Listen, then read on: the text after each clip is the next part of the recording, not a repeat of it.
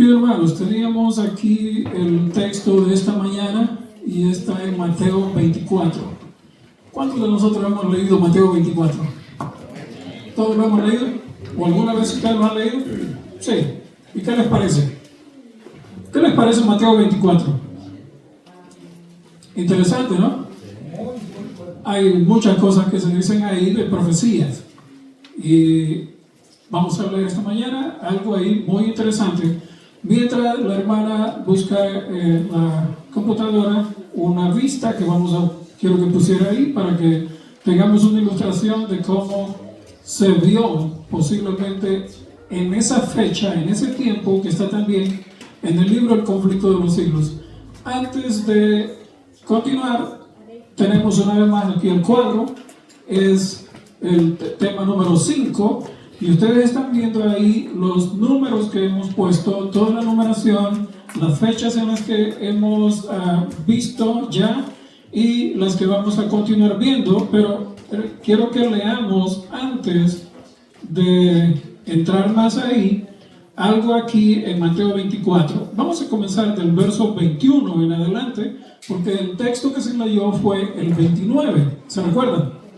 Ok, pero miren lo que dice el 21. Porque habrá entonces gran tribulación, cual no ha habido desde el principio del mundo hasta ahora, ni la habrá.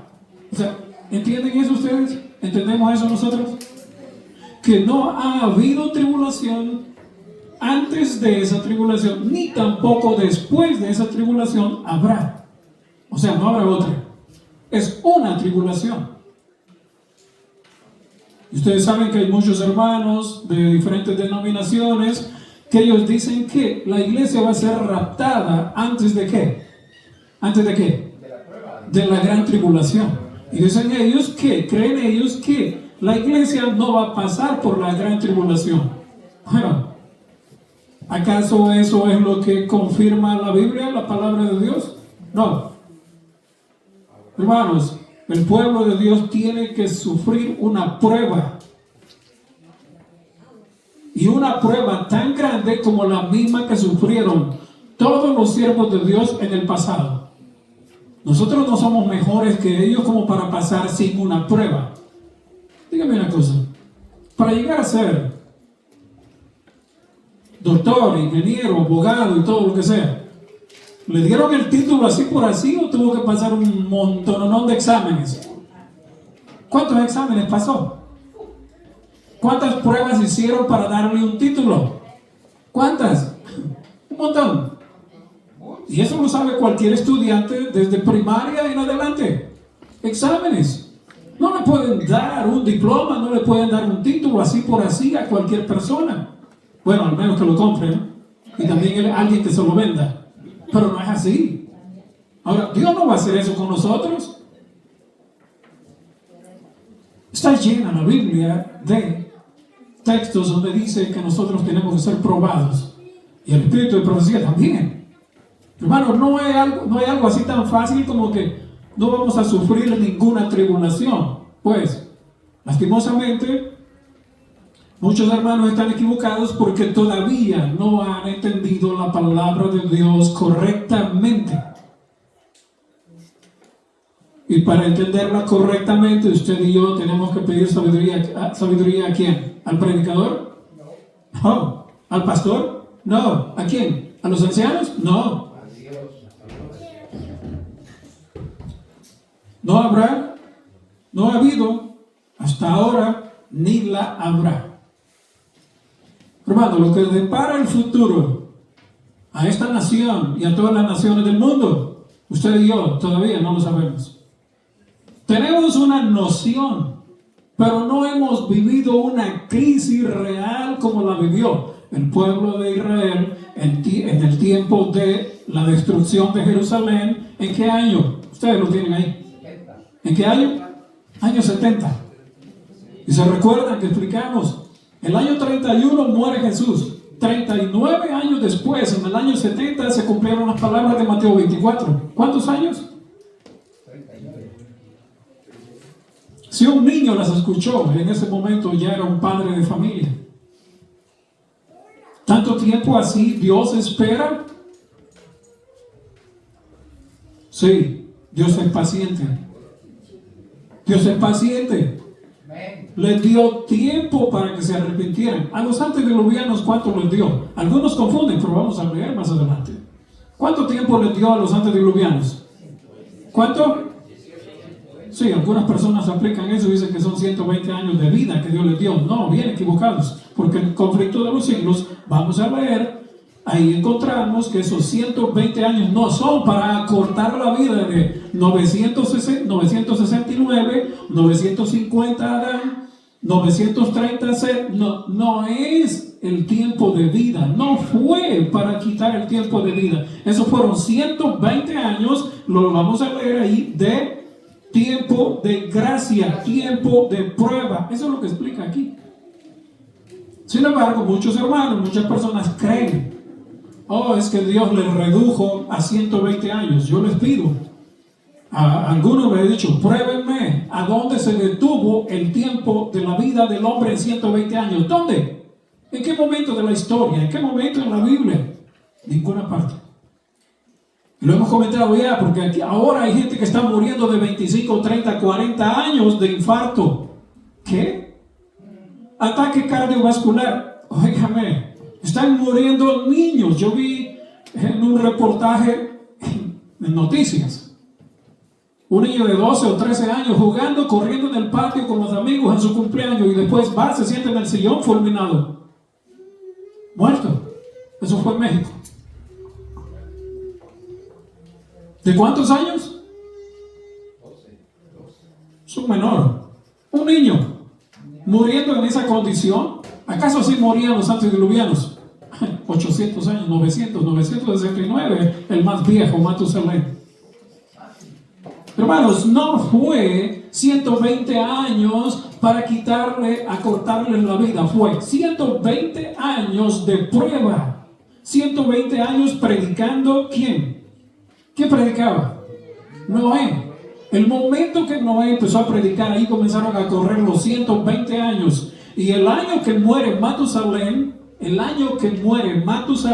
su nombre significaba cuando él muriere, vendrá ¿qué cosa? El diluvio. Hermanos, ¿creyó la gente? Unos pocos creyeron, pero según murieron justamente antes del diluvio.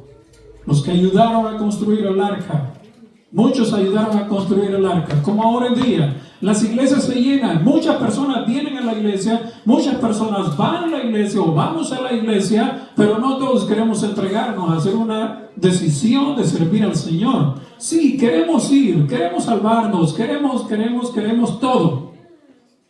Cuando usted va a la tienda, usted quiere todo lo que ven en los estantes, usted quiere llevar todo para su casa, sean electrodomésticos, sea comida, sea ropa, todo usted lo quiere llevar para su casa. Sí, pero no lo puede llevar todo, lastimosamente.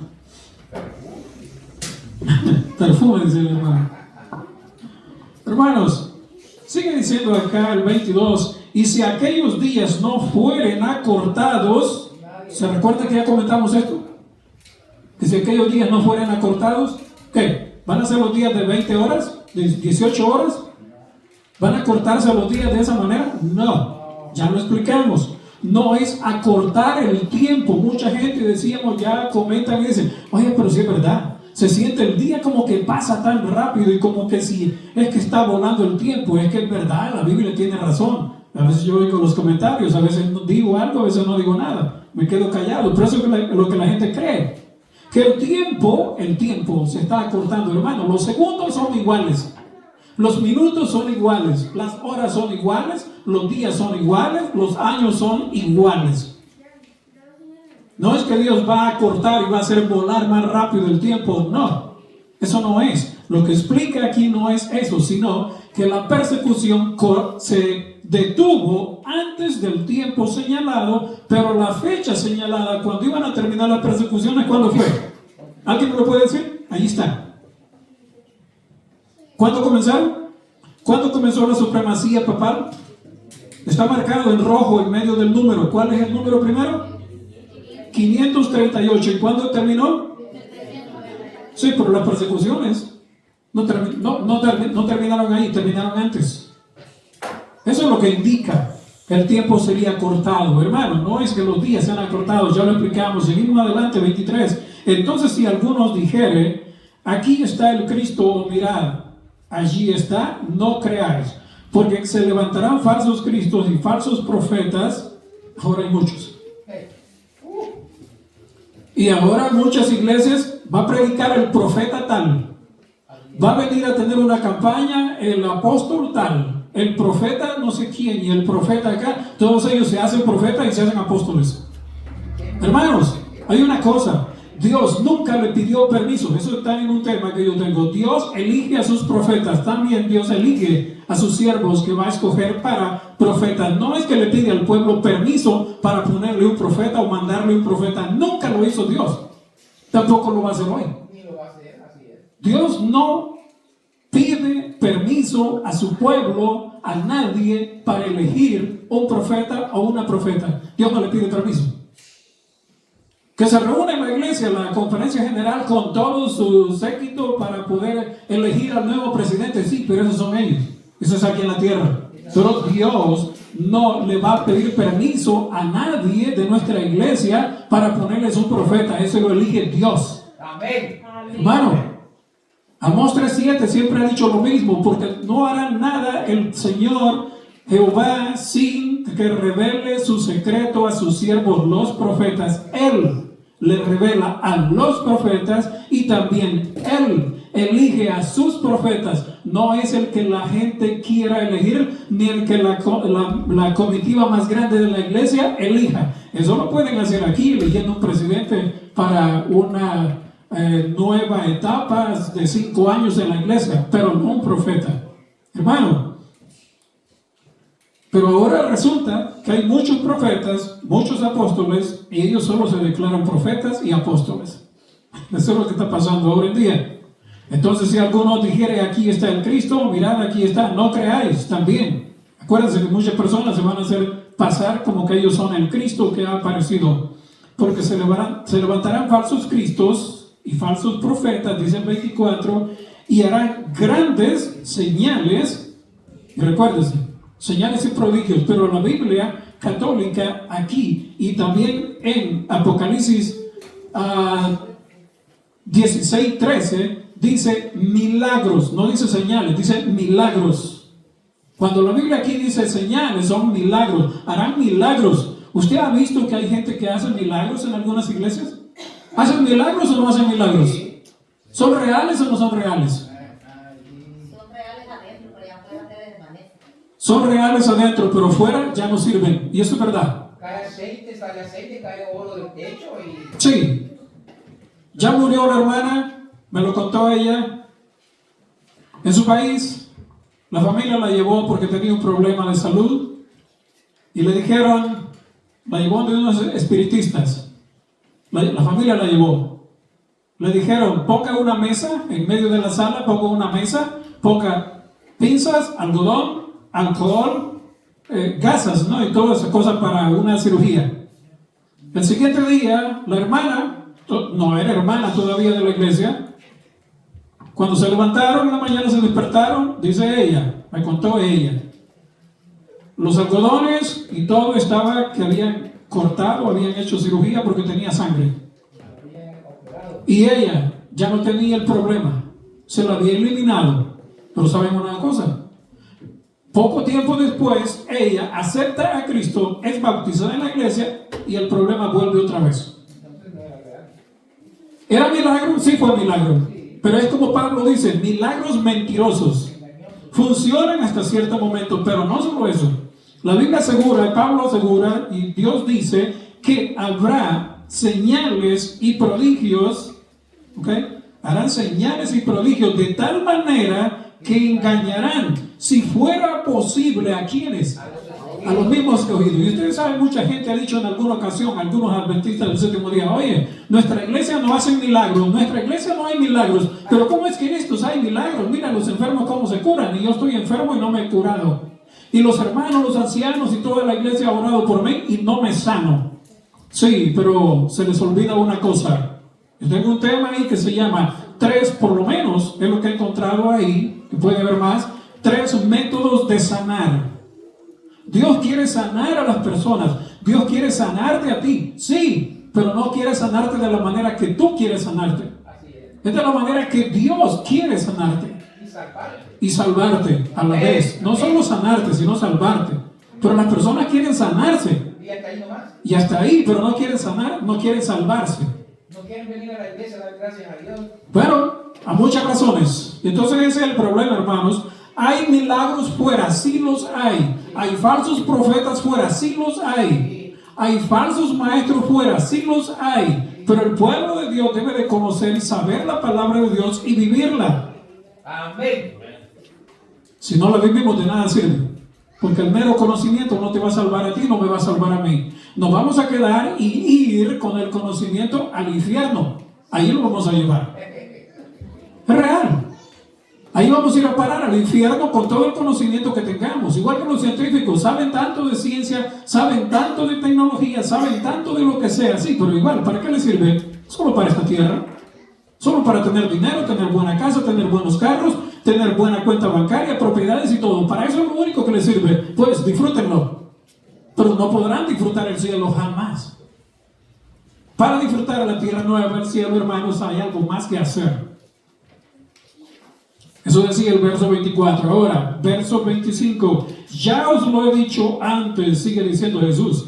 Así que si os dijere, mirad, en el desierto está, no salgáis. O mirad, en los aposentos no creáis. Porque como el relámpago que se muestra desde el oriente y se muestra hasta el occidente, así será también la venida del Hijo del Hombre. Porque donde quiera que estuviera el cuerpo muerto, allí se juntarán las águilas. O sea, eso ustedes entienden el texto, eso. Donde hay un cadáver, las aves de rapiña, ¿qué hacen? Llegan ahí a comérselo. Pero eso es lo que está diciendo aquí el Señor, haciendo una comparación. Ahora, 29.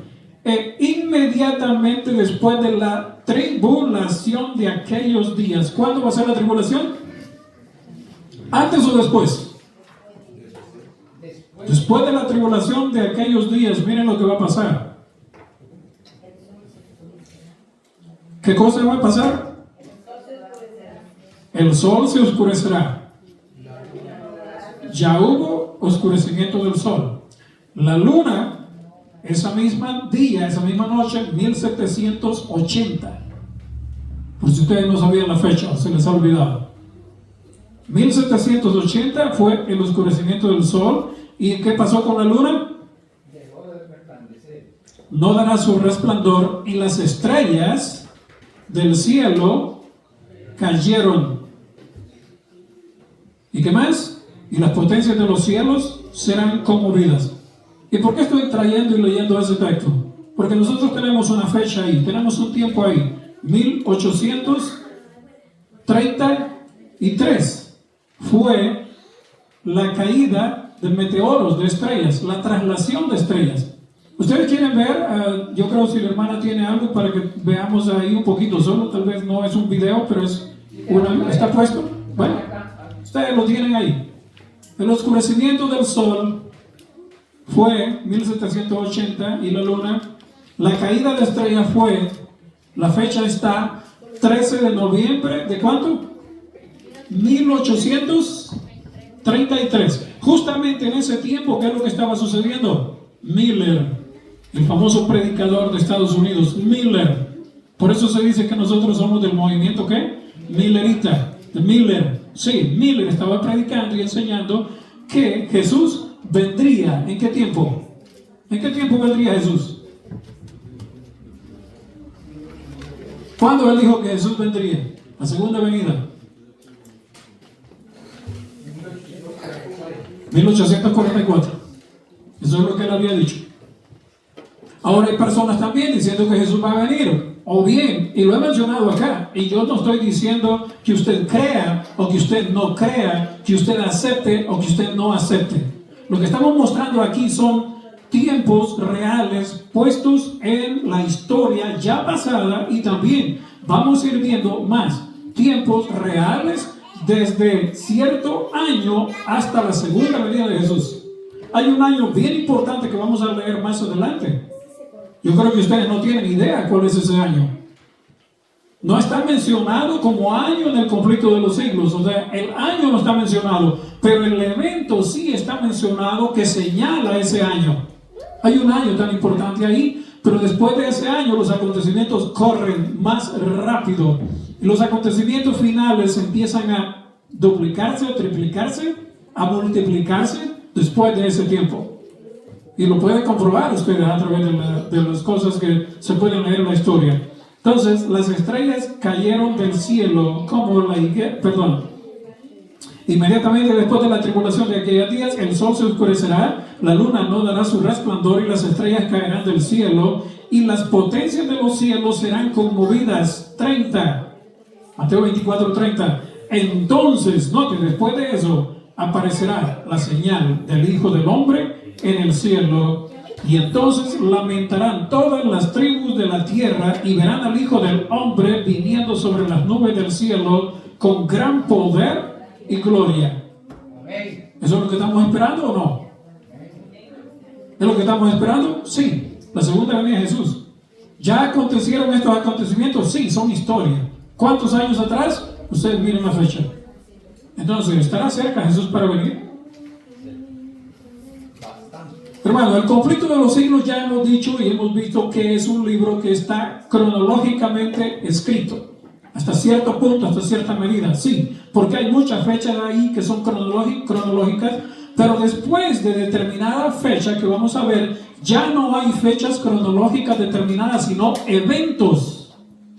Eventos que nosotros tenemos que estar a la expectativa, viendo y analizando. Yo les hago una pregunta. ¿Ustedes estaban a la expectativa de la elección de presidente en Estados Unidos o no? ¿No les importó o no les importa? ¿No importa lo que pase? ¿Eh? ¿Qué piensan ustedes? ¿Es importante saber qué es lo que está pasando a nivel económico o no? ¿Es importante saber qué es lo que está pasando a nivel político o no? Hermanos, la política y la religión en Roma estaban mezcladas. Y la política y la religión en Estados Unidos se están mezclando ya. La política y la religión en Estados Unidos van a traer la persecución. Eso lo sabemos nosotros por el mismo conflicto de los siglos. Entonces, si la política y la política y la religión van a ir unidas, ¿será que nosotros tenemos que estar pendientes de lo que está pasando políticamente en esta nación? Hermano, el decreto de ley, los decretos de leyes, no los va a dar la iglesia. ¿Quién los va a dar? El gobierno. ¿Y en contra de quién? De la iglesia. Los romanos, cuando dieron un decreto, en el tiempo de los romanos, el año 321 lo vimos ahí. ¿Quién fue el que dio el decreto? ¿No lo dio Constantino, el emperador? Sí, es como que fuera el presidente de Estados Unidos que lo firme. Hermano, así es. La política estaba junto con la religión. Entonces usted y yo tenemos que estar pendientes de lo que está pasando en la economía, en lo político, en lo social, bueno, en todos los ámbitos que nosotros podemos ver en este mundo, que es lo que está manejándose en la actualidad. Tenemos que nosotros estar pendientes. ¿Por qué? Porque todo eso va exactamente corriendo hacia un solo propósito. ¿Cuál es el propósito? Establecer un solo gobierno mundial, ya lo hemos mencionado varias veces, con una cabeza política mundial, una religión mundial. ¿Cuál será? ¿Cuál será la religión mundial? ¿Cuál será la religión mundial? Si ese es el objetivo que se busca, ¿cuál será la religión mundial? La católica. Con un día de descanso mundial, el sábado. ¿Sí? ¿Sí? ¿El sábado? Hermanos, una religión mundial, la católica, un día de descanso mundial, el domingo católico, porque el domingo es de la iglesia católica, ella lo estableció y lo reconocen ellos mismos. Con un gobierno mundial. ¿Cuál es el gobierno mundial que va a estar de turno en ese momento? Estados Unidos de Norteamérica. Es el brazo político, el brazo armado de la iglesia católica, Estados Unidos de Norteamérica. Y si todavía no lo es y usted no cree, espere cuando llegue y me va a contar. La Iglesia Católica va a utilizar el brazo armado de Estados Unidos para poder imponer una ley que obligue a todos, a usted y a mí, a guardar el domingo y no el sábado bíblico. ¿Usted lo cree o no lo cree? Si usted no lo cree, entonces sigue esperando. Pero cuando llegue, tal vez posiblemente sea demasiado tarde. Entonces, voy a estar presentando una serie de temas también. No del conflicto de los siglos, aquí directamente como lo estamos haciendo de esta manera, con las fechas, sino en otro aspecto. Acerca de lo que será la marca de la bestia, el nombre de la bestia y el número de la bestia. Es un proceso también que ya desde hace años, desde hace tiempo, se viene dando en la iglesia, en la iglesia católica y en el gobierno. Vienen trabajando para poder establecer lo que ellos han querido establecer desde hace tantos años que ya en el pasado lo tenían. ¿Quién estableció la primera ley dominical? Constantino. ¿Cuándo? El año 321. Ya mencionamos que el 425 fue ratificado. Y de ahí nosotros tenemos todo este montón de números después. Hermanos, pero se va a cumplir, querramos nosotros o no. Y noten lo que dice Apocalipsis, repitiendo esto mismo. Apocalipsis 6. No sé si lo tengo aquí.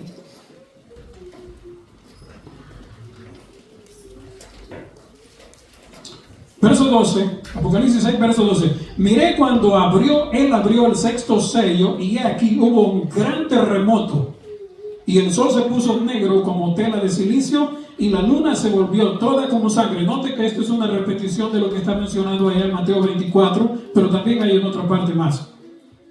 Y las estrellas del cielo, verso 13, cayeron sobre la tierra como la higuera deja caer sus higos cuando es sacudida por fuerte viento. Y el cielo se desvaneció. Note lo que dice acá. Lo mismo que dice Mateo 24, pero en otra forma. Y el cielo se desvaneció. Otra versión le dice se enrolló. Como un pergamino. Ahí dice se desvaneció. O sea que se enrolló como un pergamino. Y ahí lo menciona. Por eso le estoy diciendo. Dice que se desvaneció. Sí, pero abajo dice como un pergamino que se enrolla. ¿Ha visto usted cuando se enrolla una cartulina? Usted la extiende y después la cartulina de ella sola, usted la suelta de una punta y ¿qué pasa? Se enrolla, corre para allá. ¿Y qué hay? Lo que estaba tapando la cartulina o el cartón o lo que sea, o el plástico, ¿cómo queda? Queda descubierto. Eso es así, será así. Mire cómo el Señor es tan sabio para mostrarnos y enseñarnos a nosotros las cosas. Que somos duros para entender.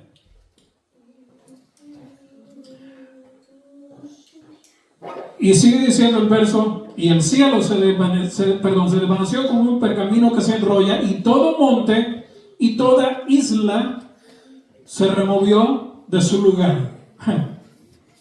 Cuando yo mencioné algo así, alguien se asustó porque venía de una isla. Y dice, ¿será que la isla donde vive mi familia o vivimos nosotros se va a perder? Le digo, pues, si la isla se remueve, ¿a dónde crees que se va a remover? Al fondo del mar. Va a ser tapada completamente con agua. ¿Qué va a pasar con Hawái? ¿Qué va a pasar con algunas islas? ¿Qué va a pasar con algunas islas? Y toda la población que está ahí, hermano, tragado por las olas, tragado por el agua. ¿Y qué va a hacer con toda la gente ahí? ¿Acaso Dios la va a evacuar primero? No, no. Dios está mencionando aquí lo que va a hacer.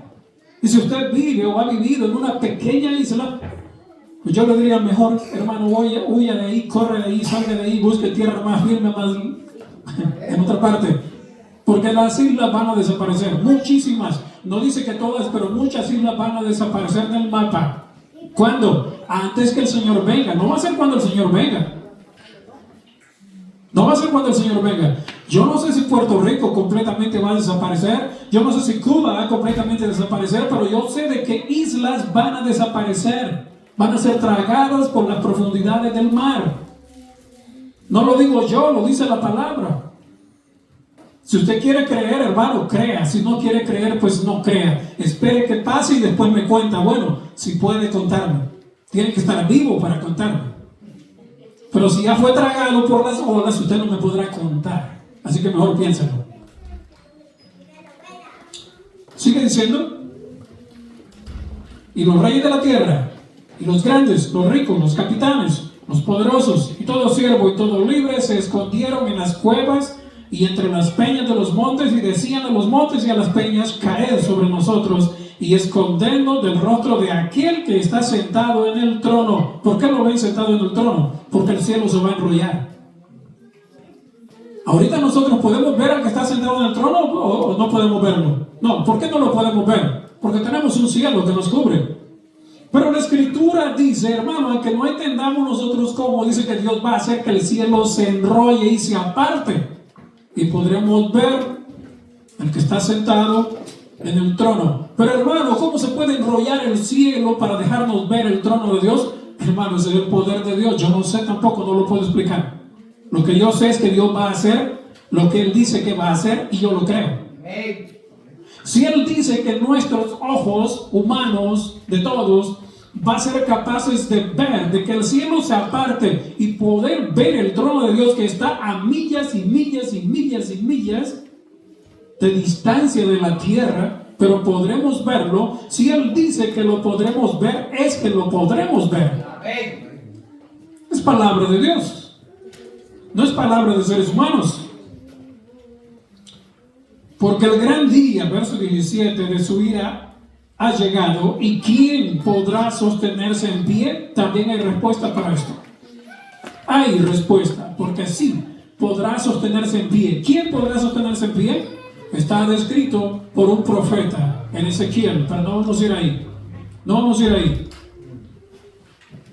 Conflicto de los siglos, en la página 329, párrafo 3.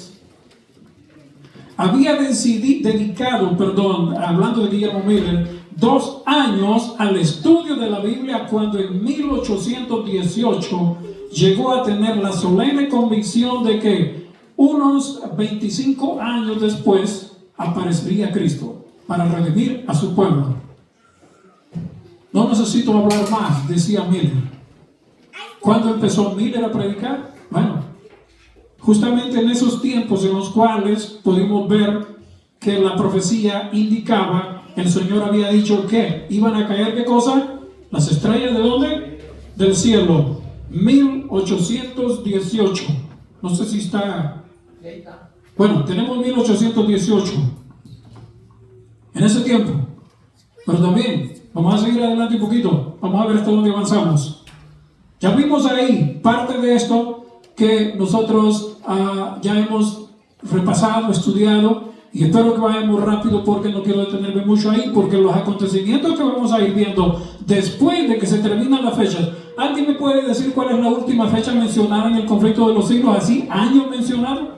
¿Alguien me puede decir? ¿Alguien lo ha leído todo y lo ha estudiado? ¿No?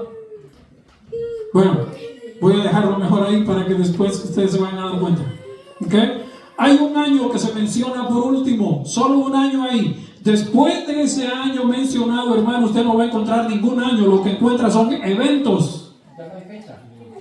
Y si hay una, no es mencionada por año, es mencionada por un evento especial que ocurrió, y es más, ese evento ocurrió y todo el mundo lo celebró sin darse cuenta que era un evento profético.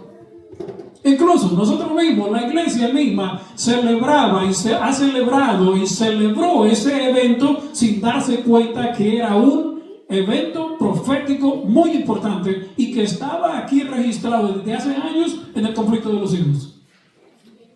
Ustedes saben que muchas veces nosotros leemos el conflicto de los siglos, pero no nos damos cuenta de las cosas que leemos, que son muy importantes para que nosotros entendamos que estamos viviendo en realidad en los acontecimientos finales de la historia de este mundo. Ahora, miren lo que dice acá acerca de este predicador, Miller.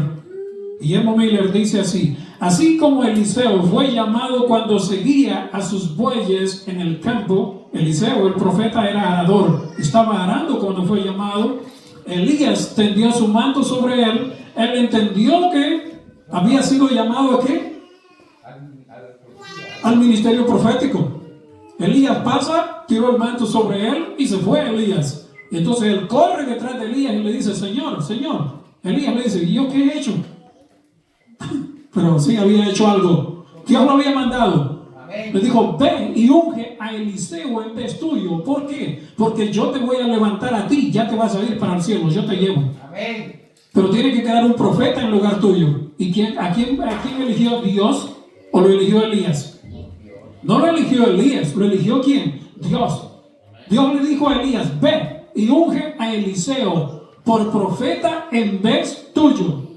Y elige, y ve y unge a fulano, a fulano y a fulano por rey, sobre tal y sobre tal y sobre tal. Sí, pero el profeta fue elegido ¿por qué? Por Dios directamente. Amén.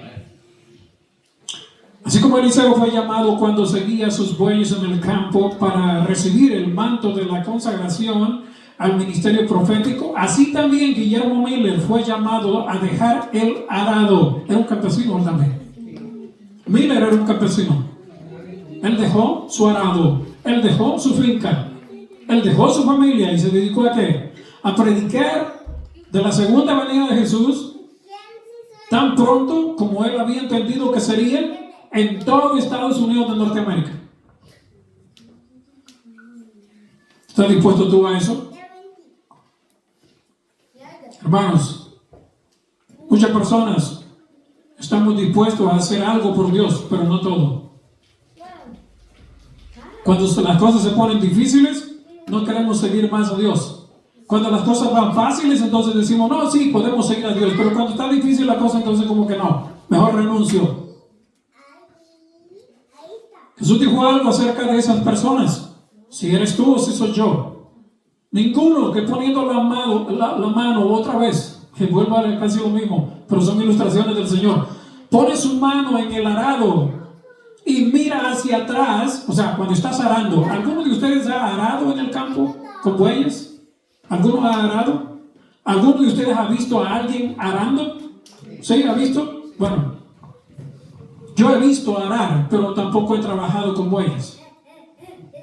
Pero yo sé una cosa, que el arador de experiencia, ese pone la mano en el arado y dice, este surco va a salir allá. Pone un árbol o una piedra de dirección. Él toma el arado, apunta los bueyes para ese lugar y él va llevando ese arado derechito. Él no puede mirar hacia atrás, porque si mira, ¿qué pasó? Torció el surco. Y Jesús dijo bien claro, cualquiera que pone su mano en el arado y mira hacia atrás, no es digno de mí. Hermanos, si tú y yo pusimos ya la mano en el arado para seguir al Señor, hermanos, no tenemos que mirar a cualquier lado. Tenemos que mirar hacia dónde. ¿Cuál es la meta que nos hemos fijado nosotros? ¿Cuál es la meta que nos fijamos nosotros? Cristo. Y si fijamos nuestra meta en Cristo, entonces nos fijamos en nuestra salvación. Pero si volteamos atrás y nos apartamos, entonces, hermanos, no podemos ser dignos, ser llamados siervos del Señor. Note aquí lo que dice. En 1833. ¿Cuándo?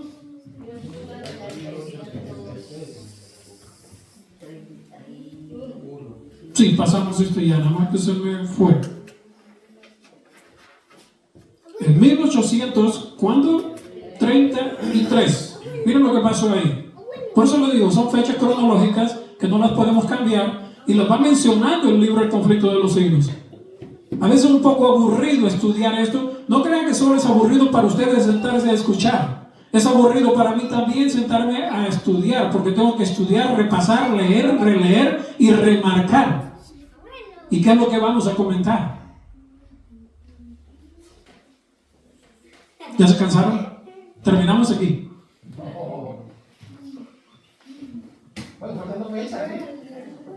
Diga, hermano. ¿Faltan dos qué dicen? Dos. Sí, pero las podemos dejar después, no se preocupen. En 1833, Miller recibió de la iglesia bautista. ¿De qué iglesia era Miller? Bautista. ¿De qué iglesia era Elena White? ¿La profeta? ¿De qué iglesia era? ¿No eran adventistas del séptimo día? No. formaron la iglesia adventista del séptimo día, ellos y otros más, pero ellos no eran adventistas del séptimo día. Recibió de la iglesia bautista, de la cual era miembro, una licencia que le autorizaba para predicar. Además, buen número de los ministros de su denominación, o sea, bautistas, aprobaban su obra y le dieron su sanción formal mientras proseguía sus trabajos. En 1833, 2 años después de haber principiado Miller a presentar en público las pruebas de la próxima venida de Cristo, apareció la última de las señales que habían sido anunciadas por el Salvador, la última, como precursora de su segundo advenimiento. Y Jesús había dicho: las estrellas caerían del cielo. Y ustedes ya lo vieron ahí. Ahí está el párrafo de lo cual se mostró. Estaba en el conflicto de los siglos. La lluvia de estrellas fue puesta aquí como después de que Miller recibió licencia de predicar 2 años antes. 2 años después, 1833, sucedió la lluvia de estrellas. Interesante, ¿no? Interesante. Pero no solo eso, acuérdense que lo que leímos, el oscurecimiento del sol, 1780, y también el gran terremoto que se conoce en la historia. No le pedí a la hermana que lo buscara porque es mucho estar buscando y estar poniendo ahí, se pueden confundir, pero si usted quiere buscar en la historia, 1780 fue el oscurecimiento del sol y la luna también, como fenómeno natural, salió roja como sangre. Eso fue en 1780. 1833 dice aquí fue la última señal. Pero en 1755 usted lo puede buscar, el terremoto de Lisboa, así se conoce. ¿Sabe cuántos grados fue? ¿Sabe de cuántos grados fue ese terremoto? ¿De cuántos grados ha sido el último terremoto que usted ha leído en las noticias? ¿De cuántos grados? 9.8. ¿Cuánto? 9.8. ¿Cuánta destrucción ha causado? El de México. No, no fue 9.8. Fue, no. 9 puntos y algo fue el terremoto de Lisboa. ¿Se imagina si ese terremoto hubiera sido hoy, en esta época? ¿Cuántas ciudades en las playas hubiera destruido? Hubieran sido millones y millones y millones y millones de muertos. ¿Sabe por qué? Porque las olas eran de 50 pies de altura. ¿Usted sabe cuánto es 50 pies de altura? 5 veces la altura de este techo. ¿Qué puede soportar una ola así? ¿Qué edificio la puede soportar? ¿Qué edificio puede soportar la presión del agua de olas de 50 metros, de 50 pies de altura, viniendo con fuerza, pegando en las paredes de un edificio o de un muro? No le detiene nada. Simplemente es que en ese tiempo, en el terremoto de Lisboa de 1755, no había tanta gente viviendo en las playas. No había tantas construcciones en las playas. Usted va ahora a la playa, mera a la orilla del mar, hasta hacen murallas y un tremendo hotel aquí, otro hotel allá, otro acá en los centros turísticos. ¿Cuánta gente albergan esos hoteles? ¿Y las casas que están alrededor? Hermano, 50 pies de altura, esas olas, ¿usted cree que no arrasaría con todo Wilmington entero, con todas las costas de las playas de aquí, de la parte este de Estados Unidos? Si fuera a este lado, ¿cuántas personas morirían? No fue tanta la destrucción porque fue en 1755 ese potente terremoto. Hermano, si ocurre uno de esos hoy, va a ser destrucción masiva. Hermanos, el tiempo, bueno, se me acaba a mí también, o se me acabó. El tiempo de la segunda venida del Señor está muy cerca. Vamos a dejar aquí, que yo sé que es muy tarde. ¿Qué hora es? 12:24. ¿Cuánto? 12:24. Ya es suficiente. Vamos a dejar ahí. ¿En qué fecha nos quedamos? 1833. Siguen 2 más. Y después, 2 más. Las vamos a terminar en otra ocasión. Y de ahí vamos a entrar en detalles más específicos en lo que estamos viviendo actualmente. Hermanos, las profecías se están cumpliendo en nuestra vista. Los acontecimientos están a punto de desarrollarse tal cual la profecía lo dice en Apocalipsis 13. El dragón, Apocalipsis 12, se llena de ira contra la mujer, la iglesia. Pero en Apocalipsis 13 el dragón empieza a trabajar ¿con quién? Con el gobierno de Estados Unidos de Norteamérica. ¿Quién es el dragón? Apocalipsis 12, el dragón es Satanás. Sí, pero cuando usted lee Apocalipsis 13, usted encuentra a Satanás trabajando con los poderes máximos de la tierra. ¿Quiénes son los poderes máximos de la tierra? Hermano, Estados Unidos y el Vaticano son los máximos poderes de la tierra. Y usted dice, ¿el Vaticano por qué, hermano? ¿No es Rusia? ¿No es China? Sí, son poderes políticos, es verdad.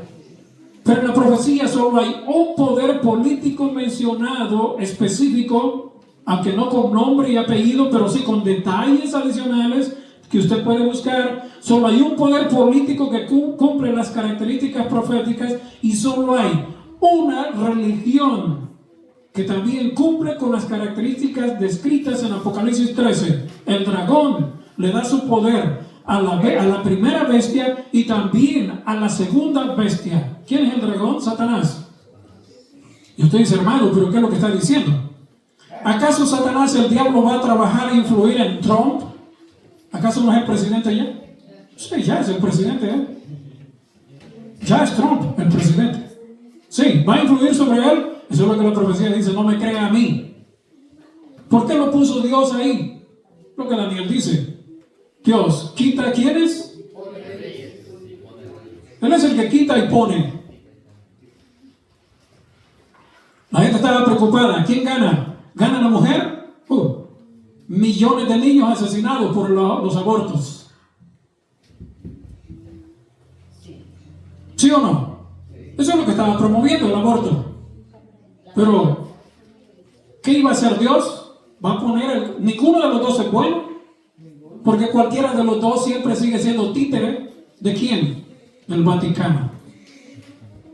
No importa quién llegara al poder, Dios igual se la va a arreglar y va a hacer de que la profecía se cumpla, sea Trump o sea Harris.